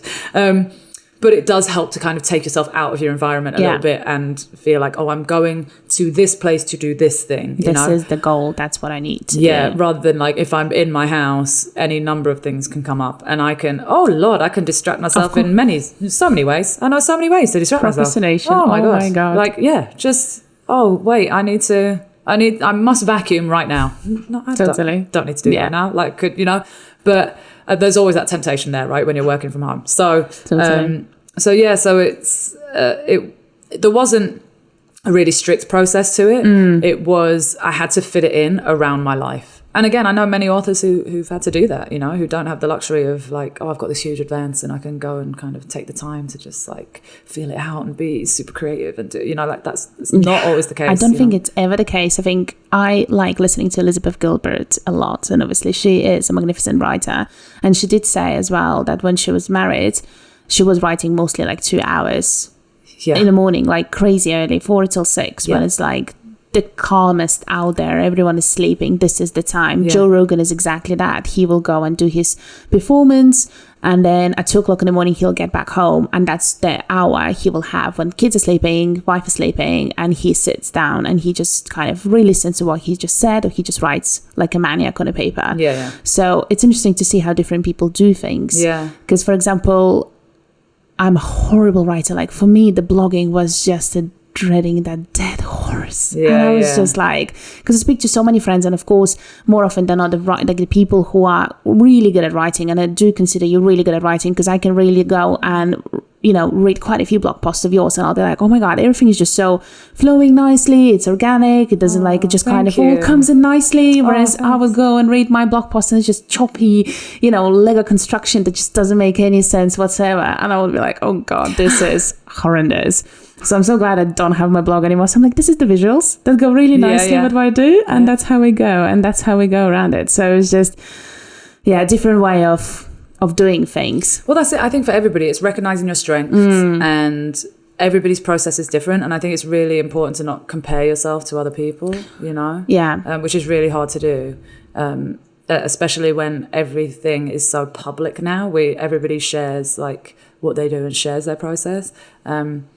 I think it's a really part of my learning was just being like, I'm not prolific in that sense where I can churn out like 10,000 words a day or whatever, like that's not my reality. And so I have to work within the constraints of my life, and what works best for me. And I can't compare that to what somebody else is doing who have the same kind of time limitations I do. You know, it's like, it's such an individual thing. And my thing is, as long as you get to the end product, as long as, you know, that you're happy with, like, who cares how you get there, you know, like. That is true. Yeah. I definitely need to visualize things. I need to do them once, and then I kind of know, okay, that's how I learn for sure. Yeah. I do like to listen, because obviously my work is a lot staring at the screen, and the last thing I want to do is sometimes even stare at the book, and I'm like, I like the cover to cover, don't get me wrong, but I'm just like, my eyes are just so tired. Yeah. So the best thing for me always been when I'm trying to fall asleep is just to put a podcast on or like an Audible. I love it. I don't remember nothing, like I don't remember anything, obviously. It's just like a nice soothing voice for you to kind of fall asleep. I always fall asleep to podcasts. Yeah. Any favorite? Oh god, so many. I was having this conversation the other day where someone asks me for podcast recommendations, and I'm like, I have a whole list I can send you. Probably my favorite that I never miss an episode of is This American Life. Is for sure one of my favorites. I love listening to Fresh Air with Terry Gross is probably one of my favorite interviewers. Wow, that's interesting. WTF with Mark Maron who's a stand-up. So his is great. I think he's another great interviewer who just really manages to get to like the core of people in a really honest way. Those are three that I probably listen to. Anything from UK? Because I like to listen to Fern Cotton a lot. But I think I find her voice very soothing, whereas I think it's a hit and miss with people. I've listened to that one a couple of times. But most of mine tends to be like from the States, I've noticed. It's weird. I do need to listen to more UK ones. And it's the only way how I get sometimes the news across me, because otherwise I'll be like, I'll live in my bubble. I don't even know what's going on, to be honest. So I'm like, oh yeah, that happened. All right, cool, interesting. Great. I'll go and check it up and see what's happening. Well, I mean, podcasts are absolutely great. So here we go. Here we are. I had one question, but I completely forgot about it. Oh, sorry, I threw us off. No, that was silly. Like, I love chatting with you. So, but you come across really fearless. Oh. That's interesting. But like, you know, someone who just like, you know what, that's my decision and I'm going to stick to it and I'm going to do it. Yeah. Is that the case? Yeah. I've always been like that. Do you like not allowing yourself to be doubtful of what you're doing? You kind of almost like dive yourself fully in, so you don't even give yourself a chance to step out. You almost like, I'm already, you know, falling into that. I'm doing it. So this is the case. Yeah, pretty much. And I think I've just always been the personality type where I'm not easily swayed about things. So like peer pressure's never been a thing for me. I've just, since I was really young, I've always been like that. Like, just as an example that I kind of always use for people is that like I don't drink and I never have. And so when I was young, like I'd go to house parties where, you know, people are getting off their face on Alco Pops and stuff when they're like 13, 14. And I would be at those parties and be like, I don't feel like that's right for me. I feel like I'm too young to make this decision at this point in my life. And also, I don't like what that is doing to you. I don't like drunkenness generally. So I'm just going to make the decision to not do that. And if when I hit 18, if I feel like that's something I want to do, I'll do it. Now, obviously, during your teen years, the peer pressure is huge. But I just was resolute in like, I'm not going to do that. So you can stop asking me. I'd have people try and spike my drinks. I'd have people buy me drinks all the time. It's one of those weird social things where people kind of don't want to accept that this is something that you choose to not do. No judgment on anyone who chooses to. I'm just not gonna. Yeah. And so, you know, I managed to make it through. Reached a point in my teen years where people were like, yeah, she just doesn't do that, so it's cool. You know, like people kind of got on board with, it's no point in asking her. She's not gonna do it. And I've kind of been like that. It's a gift and a curse. It's essentially it's just stubbornness, you know, like, but I think I'm like that with myself, where if I make a decision to do something, I'm just going to do it. And also like, I'm 38, you know, like I'm straight out of fucks to give, no time. Frankly, you know, I just, you know, if I make an idiot of myself, if it goes wrong, cool. I would rather get to 80 and say, man, I lived and I tried, than be thinking woulda, coulda, shoulda, you know? Yeah. So I'd rather try it and it go wrong and, just do it and live life rather than, like, I've have people ask me that sometimes, and it's not something that I really recognize in myself, of like, oh, you just kind of go for things. And I'm like, yeah, I do. And when I say to people like, well, why don't you? Oh, like a lot of it comes down to like caring what other people think. Yeah. And that's really alien to me. I just don't. you know, like I just don't. Like, you're not living my life, you know what I mean? So your opinion on it, it's just an opinion, isn't just it? an opinion. Yeah. Like, I have to be able to look at myself in the mirror every day. I have to be able to go to sleep at night and know that I'm living in a way that's true to me. And so trying to do that for other people makes no sense to me. The only people's opinion, genuinely the only people's opinion who I care about is my family. And I'm lucky to have been born of two incredible people who support and encourage me in every way possible, you know. They've never been judgmental of me. They let me live my life. But I think there's definitely been points in my life where they've kind of made suggestions of like, maybe you shouldn't do it that way. And I'd be like, cool story, bro. I'm just going to go ahead and do it my way though. But those would be the only people who I would maybe have a bit of pause of like, if they really came to me and were like, don't think this is a good idea for you. Those would be the only people, my parents, who I would listen to and be like, okay, let me think about it. I may still end up doing my own thing, but they're the only people who would give me pause. Right. Other than that, like, you're not in my life. Bulldoze like your way through. Just bulldoze my way through, you know, like, because you've got to just live authentically and do what makes you happy. So I've never really thought of it as fearlessness. I think it's probably just like pure pig-headedness and like stubbornness more than anything else, you know. But yeah, I think you reach a point, and I think for women, oftentimes it happens when you turn 30. You're just like, man, something shifts, and you're just like, the insecurity that comes with being in your 20s, they're constantly caring about what other people think and trying to kind of tick all these boxes and all of that. Like, I just don't care. Yeah, I mean, and that's very honest, and it's very, I still sometimes look at my friends who cannot take a rubbish bin out without the makeup on the face. Nothing wrong with that, but I'm just like, I adore for you having that time on your hands to go and do that for you, because I'll be like, whatever. Yeah. Like, I mean, who cares? Yeah. But that's just, you know, that's how in Estonia things people do and live their lives. So this is very, I think Estonian society in general is a little bit more judgmental. It's definitely not as free as UK one. That's what I like about London in general. I think, UK is one thing. London is completely different. London is definitely more open, I believe. But I think that's what I like about it here. Everyone is almost like going on the business, and nobody really is like kind of, why are you doing this and why are you doing that? Everyone wants to know how you do that and why you do that, because they see the final product, but nobody's going to go and really ask your questions. Of course, every now and again, you're going to have some random comments coming your way, but you just kind of have to be able to see you later. Totally. I think that's the beauty as well of living in a big city. You know, you've got like, to whatever degree you want it, you can kind of maintain a certain degree of anonymity and kind of just crack on and do your own thing. Which is a privilege really, compared to, say, if I was trying to do my thing and living in a very small town where everyone's in your business all the time. That's a different kettle of fish. I may be a very different person if I was growing up in those circumstances, you know. But I've always lived in big cities and kind of enjoyed that, you know, anonymity of like, oh, I can just crack on and no one's gonna care really. Yeah, you know. And if they do, I'm like, why? I feel like that says a lot more about you than it does about me, you know? It does. And I think, as you said, when 22, somebody's, you know, asks you something, you kind of go like, oh, yeah, definitely something is wrong with me. When, you know, I'm reaching 30, I'm definitely like, okay, that kind of definitely says more about you than it says about me. That's just your projection of yourself on me. And I'm like, whatever. And it's life and growth and aging, and just you become more certain of yourself and your values, your beliefs, and what you have time for and what you don't have time for, you know. And I think that most women I know who are over 30, I mean, I kind of can't wait to get to 40, because I hear it's even better once you hit that landmark, you know, like you give even less of a, you know what.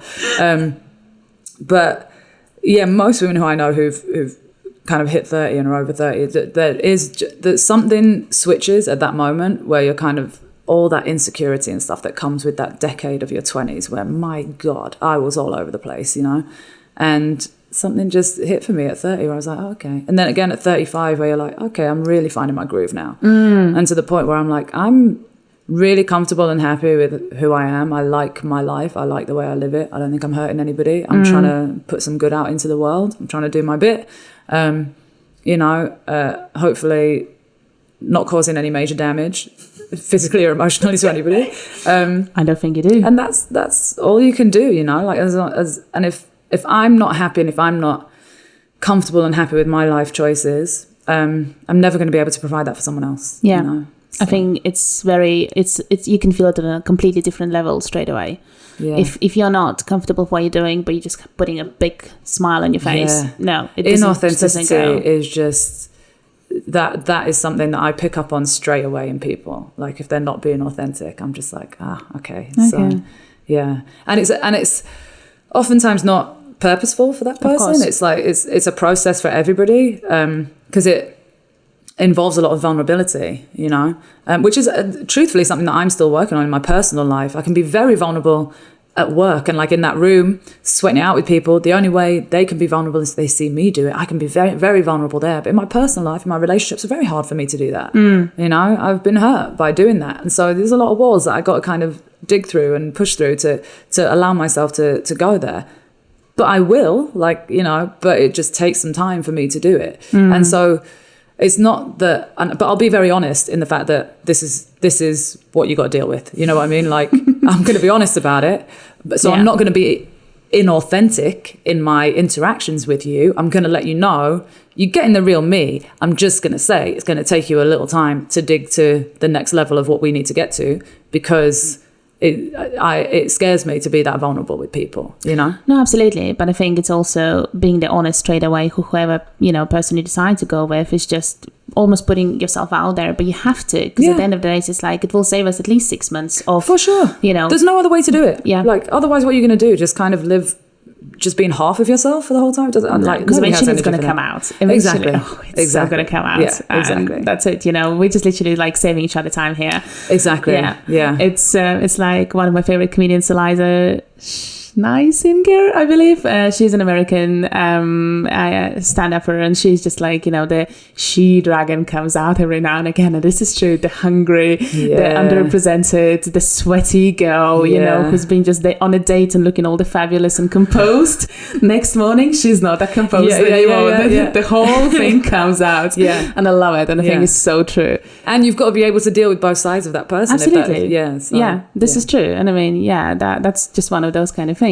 But you do put a little bit more yourself on social media lately. I believe like the vulnerability level is definitely different to what it was before. Do you, because at least that's what I've noticed in July. I feel like, is it because you didn't have any time to kind of hide it out and just, this is what I feel right now, this is what I'm posting out?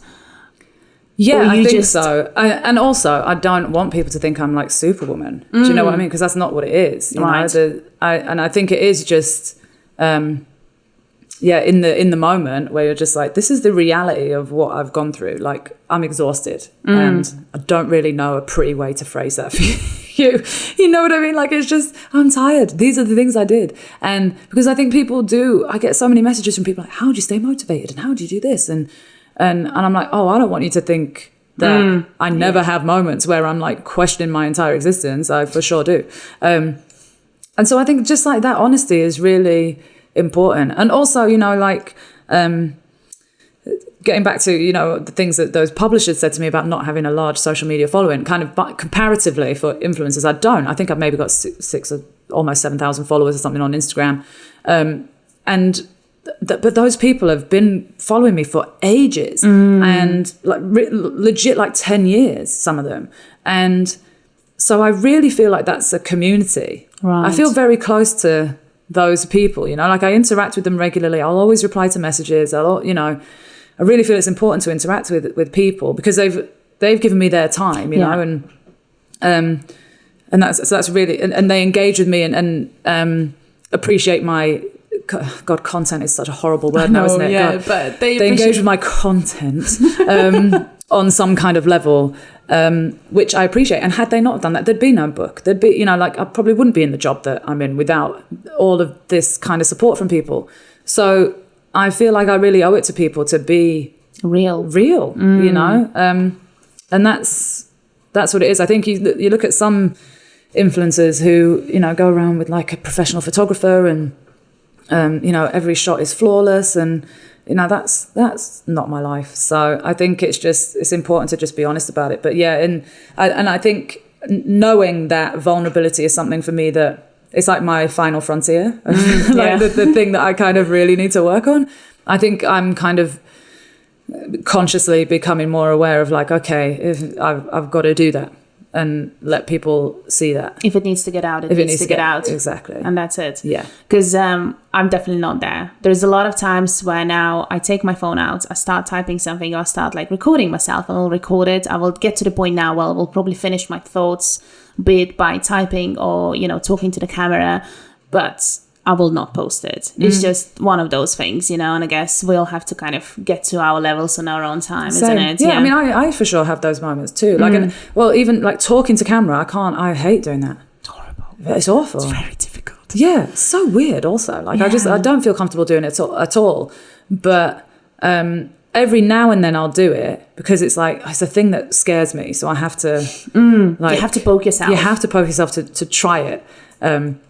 And so every now and then I'll dip my toe in that and see how I feel. And okay, cool, did it. But yeah, I think it's, I still have moments where I'll do exactly the same thing. I'll type something and be like, don't know if I'm ready to share that yet. Yeah.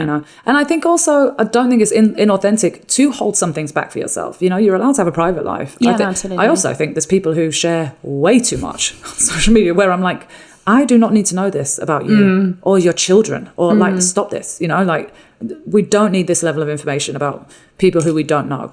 But I think there's experiences that are just human experiences that we all have, that if there's someone who's really struggling, and if they kind of admire work that I do in any way, I want them to know that I get you, like. Yeah. Or also my thinking is, if I'm experiencing that, clearly I'm not the only one who is experiencing this. So maybe by putting this out there will help at least one person who is watching it. Completely. And that's when sometimes I'm like, by stopping yourself doing this, you're really doing yourself disfavor, but also the people who are watching you, because you don't know who is really watching you. Sometimes you really have no idea. Yeah. So you kind of just like, not necessarily need to put it out there, but just put it out there and see what kind of sticks as well. Completely. And just having people come back and be like, oh, me too, with whatever sentiment you expressed that was really hard for you to say, having people come back and be like, me too, I feel that too, is like, oh, okay. Cool. Makes you feel less alone. Absolutely, yeah. But I also feel like having a big following is like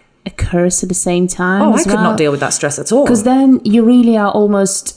the audience is then demanding what you should be putting out there. Because I have influencers who I've had chats and they're like, oh my God, you know what, this post is doing so much better, so clearly I need to start doing this kind of content. And I'm like, oh God, babe. But I mean, absolutely fine if you're looking at it, why? And if that pays you the money, if being on Instagram and getting it, that's basically your only way of getting the income, you really need to play numbers game. I get that. But it's just eventually you are becoming someone's puppet in that kind of game. Yeah. And really, at some point, She-Dragon is going to come out. Yeah. Eventually, somewhere that will happen. Yeah. And yes, you're getting money for this now. I think mental health, you're definitely taken out by this way. So I think, it's a difficult one. Yeah. I'm quite grateful actually that I don't have a massive following, because I'm not beholden to whatever content they think I should be producing. So sure, I think a lot of people follow me for fitness reasons, and when I post about fitness and my views on it, those posts do quite well. I don't have a thing where I look at metrics. I couldn't even tell you, like I could not tell you, I don't know. But then there's other things that I really like.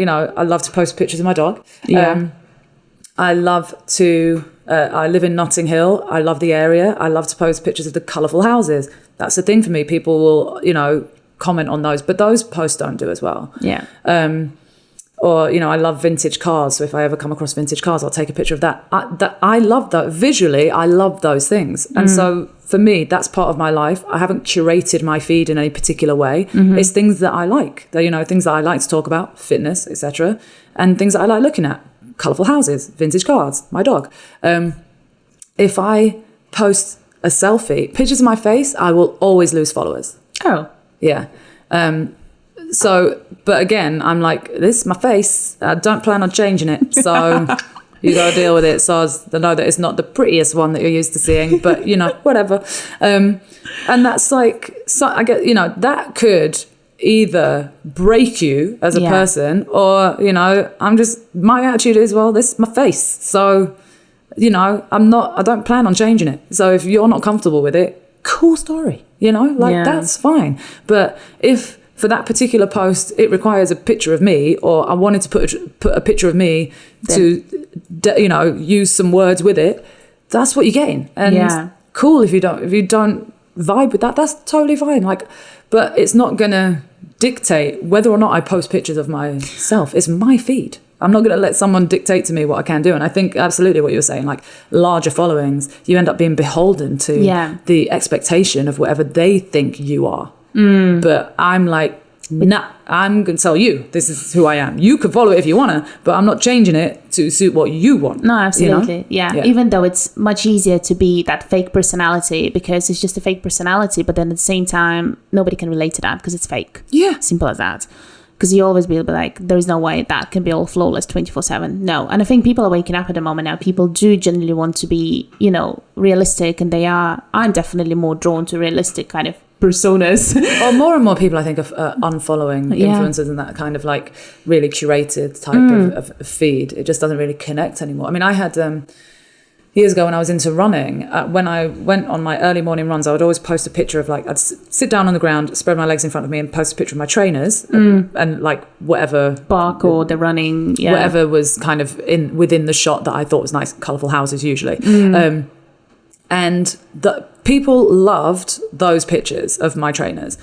And those posts always did really well. Then I kind of, I ran a lot. I did a lot of running. I did a lot of races, ran a crap ton of half marathons, did a couple marathons, got a bit bored of running. Don't really run anymore. Cool. And then eventually I would occasionally get people who are like, I followed you for your running post. I really liked it when you did that. And I'm like, cool, you go running. I don't really do it anymore. Thanks for following me during that time. I appreciate it. But I don't really run anymore. I'm busy and I do a lot of cardio. So I don't really need to do that anymore. But by all means, you go running. No, of course, yeah. And take that concept, please. Do the thing with the posting. You take pictures of your trainers and document your runs. I'm all about it. I'll be your cheerleader for you. But I'm not gonna... I shouldn't have to do those posts in order for you to feel motivated to run. Or be even entertained, because that's what you used to do. That's what you used to see on your screen at 7 o'clock in the morning when you wake up. Yeah. I mean, things change, Things do change. I've got into something else now. Yeah. I'm cool, and that's, if you don't want to follow me for it, that's totally fine. I get it. And no hard feelings whatsoever. But it's just, isn't it a weird conversation to be talking about followers and things like that? Just what a weird time that we live in, that this is even a thing. And also that's another thing that grounds me, where it's just kind of that's weird. It's the whole concept of social media is weird to talk about followers and content or the way that we're kind of presenting our lives is so strange. But it's easy to put people in the boxes by knowing, okay, this is the amount of followers you have, this is the content you do, simple as that. Because I do photography and I do a lot of branding photography, so for me, of course, I need to do a beautiful picture, sell the better picture of your business. This is my job, and that's why on my day-to-day life, when I don't have to work on this, I try to capture candid moments. Hence we go out a lot with Jan to do street photography. Is that my favorite genre? No. Eventually I would still like to be in mountains taking pictures of lakes, because this is ideally what I would love to do. But then again, the question is it because you live in the city and you want something 180% different, or is it actually what you're drawn to? I don't know, but eventually I still have most of my pictures will be from the city, they will be from London, and that's what I like to do. I like to capture people in their own day-to-day business while they're doing this. Sometimes we've been told off, but hey, that's the life, and that's what you do. But you your work is exceptional. What you produce is just, I will watch your content for I'll watch it multiple times, because I'll just be I don't understand how you did it. It's just beautiful, it's so good. So it's whatever effort you're putting into it is 100% worth it. And I think whatever makes you happy, that's what you need to do. Yeah, totally. Yay. Well, I guess that's it. Oh, cool. Thank you. How do you feel? I feel great. How do you feel? Vent it out a little bit, no, in a good way. It's like a good therapy session. No, absolutely. I like talking like this. I like those hours we get, just there's no phones, nothing. I can only hear you and my voice. This is amazing. Well, and a siren at the back at the moment now, but Hey, London it is. What is happening What today? is happening? Yeah, I know. Tuesday, guys. Is it Tuesday? Yeah. Yeah, wow. Well, thank you so very much for taking the time to come out here. I know you're a really busy girl. No, thank you for asking me. No, It's absolutely. such a treat to be asked. Yeah, and good luck with the book. I'll be there when it's out Thank in you. January. Yay, I'm so excited. Absolutely. Yeah. So, keep following each other on Instagram. Yeah, definitely. And, oh my God, thank you. Thank you. Yay. Thanks, guys. Bye. Bye. How are we doing, babe? What an incredible story. Thank you, Banks, for taking the time to chat with me. You are such an inspiration. You can follow Banks on Instagram at Bangs and Bun, and her book, The Pocket Cheerleader, Your Badass Guide to Getting Moving, will be out January 2020. Yay! Everybody, thank you for listening. I have some amazing guests lined up, so stay tuned. Meanwhile, you can check my Instagram at Top12 for the daily behind the scenes. Thanks. Bye.